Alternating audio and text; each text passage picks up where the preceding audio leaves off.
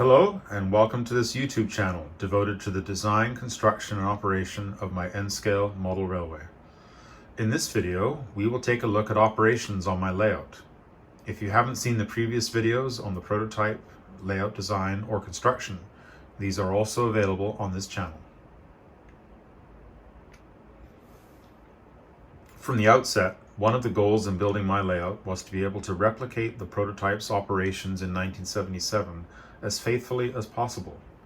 This goal influenced the arrangement of trackage, the modeling of specific locomotives and cars, and the development of appropriate paperwork.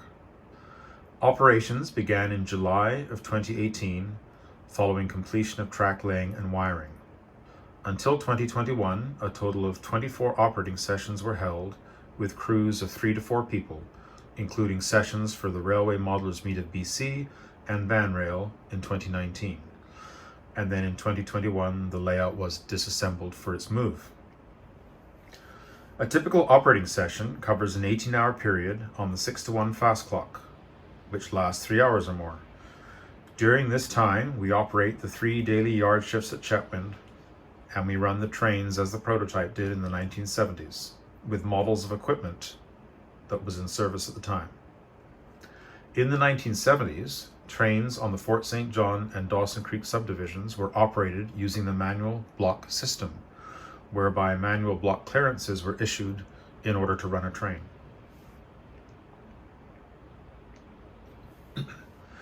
The actual paperwork used for prototype operations was studied and recreated in model form, and then adapted for the layout. The dispatcher has a timetable, a train sheet, and a manual block clearance book. A locomotive location report is also provided, which details the motive power assignments. Crews have a timetable, manual block bulletin, manual block clearance forms, and a switch list. A locomotive operation manual is also provided for reference. These documents are kept on a small clipboard. The crews only need to carry the clipboards and a throttle with them while they are operating trains. When they are not using the clipboards, these can be stored on magnetic strips around the layout. There are train and yard registers at Chetwynd and Dawson Creek, which are also kept on clipboards. This is the dispatcher's paperwork, recreated from prototype documents, which includes the train sheet at left, the manual block clearance book at right, and you can see that some of the clearances have been cancelled using a red pencil. And then in the upper right corner is the locomotive location report, which detailed motive power assignments. I also use this form to keep track of locomotive decoder settings or consist settings, which can be quite helpful. And here are the crew documents. So we see the timetable, which was yellow as per timetable 3 in 1977, the manual block bulletin, the manual block clearance forms, which were pink, and the switch list. I have since added a locomotive operations manual, which details the various locomotive decoder functions for the locomotives. And this is blue, and this also lives on the clipboards. The crew documents are kept on these clipboards, and when they're not in use, they are stored on these magnetic strips, which are positioned around the layout. The train and yard registers for Chetwynd and Dawson Creek are kept on similar clipboards in front of the stations. These are used to maintain a record of arriving and departing trains. The layout is typically operated with 4 people, including operators for Chetwynd Yard, the work train and the Septimus Turn, the NAR transfer and the Dawson Creek switcher, and the dispatcher. In late summer and fall, we have sometimes operated a Dawson Creek yard job, as per the prototype. Let's now take a look at each of these jobs in pictures, which were taken during various operating sessions. The dispatcher is seated at a small desk in the layout room, and he dictates manual block clearances to train crews, who then copy them down on their forms.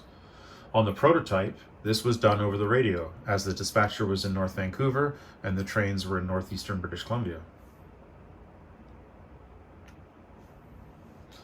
An operating session begins with the early morning arrival of the Vancouver Peace Freight in Chetwynd, bringing cars for Chetwynd, Taylor, Fort St. John, Fort Nelson, and Dawson Creek.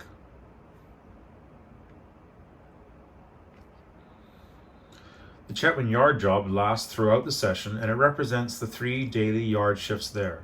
It can be operated from a seated or standing position.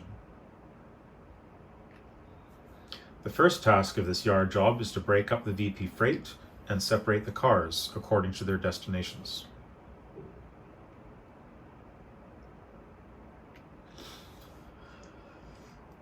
The yard job then assembles the consists for the Dawson Creek switcher and the Septimus Turn.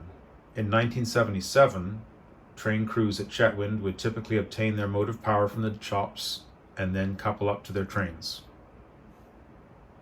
In this photograph, we see the power for the Dawson Creek switcher at the left, and we see the Septimus Turn on the right. The yard job also switches the local industries, primarily the large Canadian Forest Products Mill and the Imperial Oil Distribution Facility.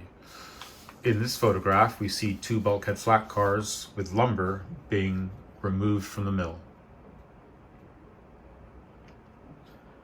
As the Dawson Creek switcher and Septimus Turn return to Chetwynd, their cars are assembled into the southbound Peace Vancouver freight.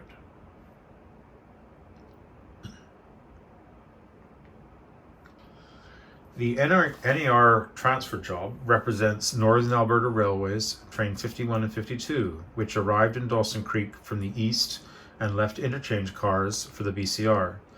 As I am not able to model the interchange tracks, I have the NAR train come into the BCR yard to drop off and pick up cars. This NAR interchange traffic could include lumber and preserved wood products from the mill at Dawson Creek, lime, and grain loads or empties traveling between the NAR and Prince Rupert. These would go via BCR to Prince George and then CN from Prince George to Prince Rupert.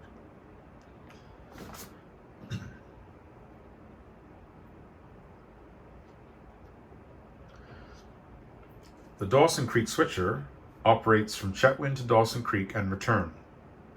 In 1977, it operated 3 days a week. Upon arrival at Dawson Creek, the first task was to spot the trailers at the company ramp. These trailers had left North Vancouver 2 days prior, and their contents were usually perishable food and beverage products, so it was fairly urgent to get them docked at this time. The mill at Dawson Creek shipped out lumber, wood chips, and preserved wood products such as poles, ties, and bridge timbers. In this photograph, it is a Dawson Creek yard engine that is doing the work at the mill. There were several grain elevators at Dawson Creek, which shipped out various items including wheat, barley, hops, and forage grass seeds. After switching the various industries in Dawson Creek, the train returns to Chetwynd. It is seen here passing through Tremblay on its way back. The Septimus Turn takes all northbound tonnage from Chetwynd as far north as Septimus, where it is exchanged for southbound tonnage brought south by a train from Fort St. John. On my layout, I have the southbound tonnage staged for pickup at Septimus. The train then returns to Chetwynd. Upon arrival at Septimus, the turn sets out its northbound tonnage on an available siding and then performs a runaround move to add the caboose to the waiting southbound cars. The Septimus Turn then returns to Chetwynd with these cars, and here we see it entering the yard at Chetwynd.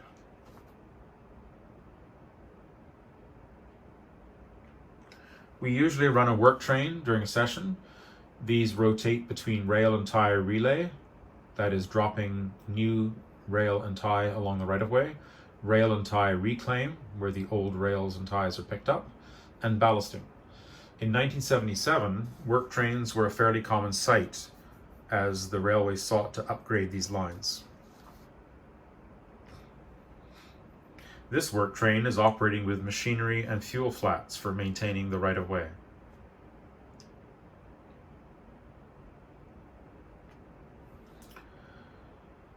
Here we see a work train engaged in ballasting. It has a Jordan spreader and some ballast hoppers. And it's gone into the siding at Tremblay in order to clear a passing freight through its work limits. This adds operating interest during a session.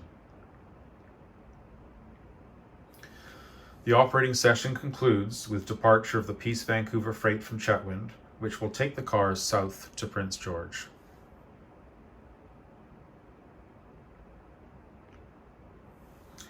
I hope that you have enjoyed this introductory look at the process of operating my layout. In future videos, I may provide a more detailed look at each of the various jobs during an operating session, once the layout is back up and running again. If you have enjoyed this video, I invite you to like and subscribe to this channel and to visit my website at www.bcrdawsonsub.ca. Thank you for watching, and I hope you will join me for the next video. Until then, peace be with you.